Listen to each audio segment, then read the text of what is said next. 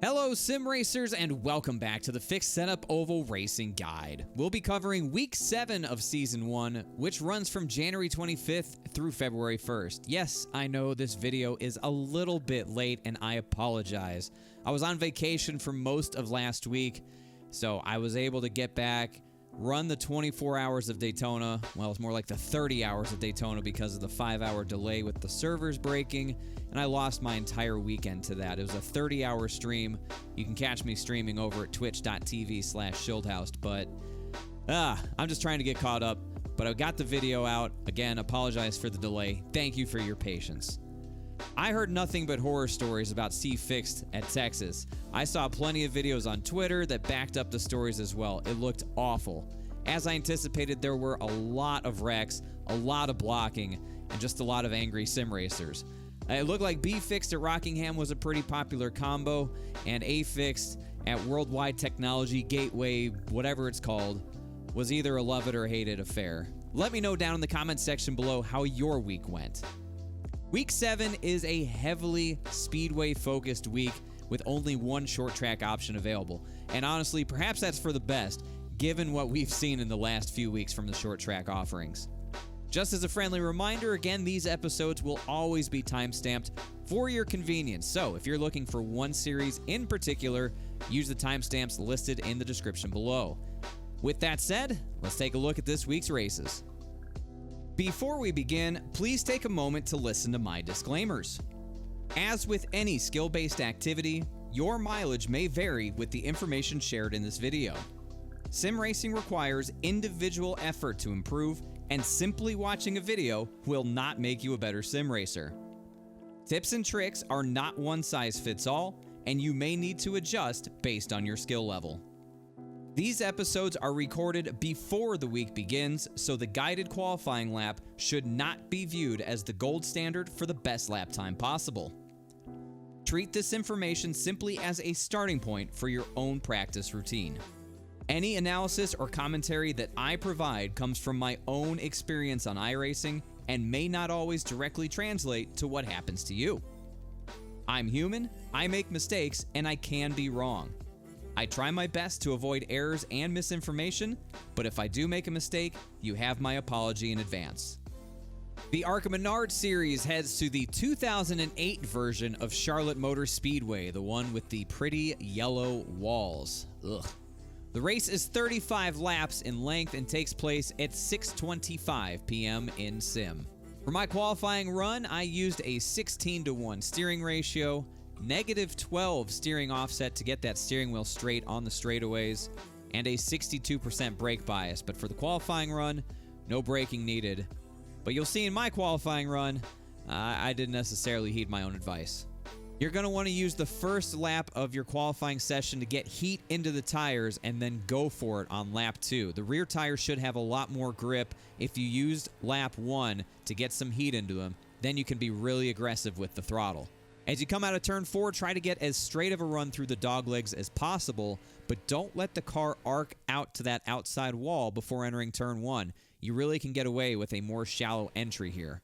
Check out of the throttle around the red Bank of America logo on the wall. The car will turn in a lot on its own when you hit the banking for turn 1, so there's really not a whole lot of wheel input required. I highly recommend practicing hot lapping here. Charlotte's unique with the way the banking grabs the car going into turn 1. It will catch you off guard if you're not ready for it. Drive the car to the bottom and get back to the throttle as quickly as you can without pushing up the track and exit turn 2 against the wall. Start turning in for turn 3 by the time you get to that white line going across the track. You can stay in the throttle a bit past this point, but you will have to breathe it slightly to make sure you get the car to the bottom. And you'll see, I accidentally dragged the brakes going into turn 3. My foot was just resting on the pedal, and you shouldn't do that. Don't be like me. And it cost me time from the center of the corner all the way back to the line. Do not use the brakes on your qualifying lap. My lap time was a 30.162, but I imagine there will be plenty of drivers getting into the 29-second bracket. For the race, I recommend keeping the same wheel settings as I recommended for qualifying. 16:1, offset, the brake bias. I think you can leave it there and find a lot of success. Over the course of a 10-lap race run, the car felt neutral to me, but it was loose on that first lap or so. And this is the biggest danger time in these ARCA races. Because of no caution flags, you really got to be careful. If somebody gets loose in front of you and ends up in your path, that's going to be game over. Saving tires is going to reign supreme this week, so refer back to my tire model version 7 tips and tricks video. I'll leave a link to that in the pinned comment below. Being able to keep the car on the bottom each lap will help your tire wear immensely at Charlotte. If you can't get to the bottom consistently, you're most likely overdriving the entry. Remember, you can always drop that brake bias throughout the run to help the car rotate on entry better, but the number one thing you can do is back up corner entry. That is always going to be your best play. C Fixed goes to the Milwaukee Mile, a flat 1-mile racetrack that can be really fun or really annoying. Just sort of depends on the setup and the people that you're racing against. This race is 50 laps in length and takes place at noon in sim. For my qualifying lap, I used a 14-to-1 steering ratio and 62% brake bias. I did multiple runs and found that 14-to-1 was more comfortable for me compared to 12-to-1 or 16-to-1. I always recommend use the steering ratio that is most comfortable and most consistent for you. Coming to start your flying lap, get a good run off the high side of 3, angle it down across 4 to get a good run and maximize that front stretch speed. There aren't really any good visual landmarks for entering turn 1, so I try to use the beginning of the safer barrier as my reference point. Trail brake and turn the truck towards the curb while trying to maintain one smooth, constant arc to the apex of the turn. It's okay to let the left side tires touch that yellow curbing. It really shouldn't upset the truck too much if you do it right. I use the Toyota sign as a reference for my turn-in point for turn 3. Somewhere around there, you're going to be just fine. Let the truck roll towards the bottom and wait a little bit longer than you think you need to before getting back to the gas. Doing this will ensure that you don't wash up the track and get loose on exit and lose time because you have to put in extra steering wheel. It's a very deceiving turn, but if you just wait that little bit longer, you're going to be okay. My lap time was a 29.938, but I know I left time on the table. I did a number of race runs trying to figure out which steering ratio I liked best in race trim between 14-to-1 and 16-to-1. And I found that I was saving the right front better over a 10-lap stint using 16-to-1. So that's my recommendation. Again, go with whatever you feel most comfortable using, but you're probably going to be better served using a higher steering ratio in the race. It's really easy to overdrive the entry to the corners at the Milwaukee Mile, and right front tire wear is going to be an issue for drivers who struggle to hit their marks. The way this track drives is so unique, and with the trucks sort of being the way they are right now, so momentum-based, if you make one little slip-up, have to check up out of the gas on corner exit, people are going to jump all over you like sharks with blood in the water. So I expect a lot of wrecks from people dive-bombing the entry. Just try to be aware of what's going on around you. There's not much you can do, but if somebody looks like they're just going to keep sending it into the corner, it's probably best just to let them have it, because you're going to end up wrecked if you don't. Good luck out there. It's probably going to be another week full of angry Twitter content related to C Fixed.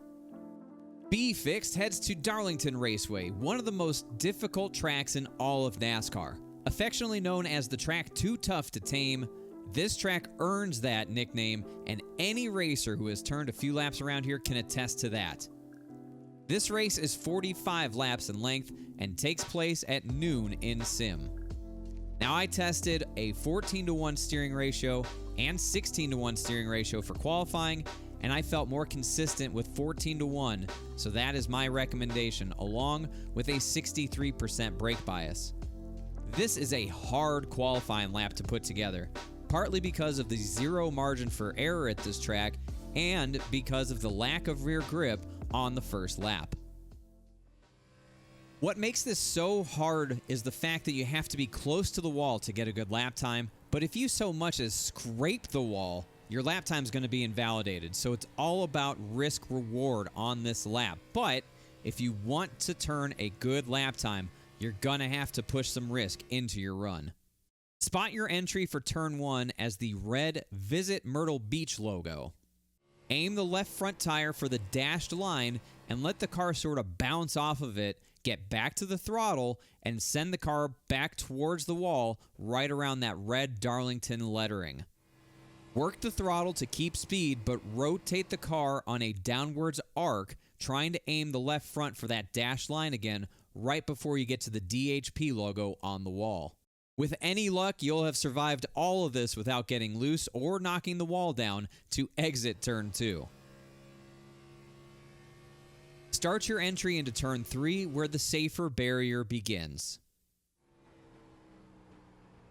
Like turn 1, let the car ride up towards the red Darlington text and work the throttle to let the banking guide the car out of turn 4 against the wall.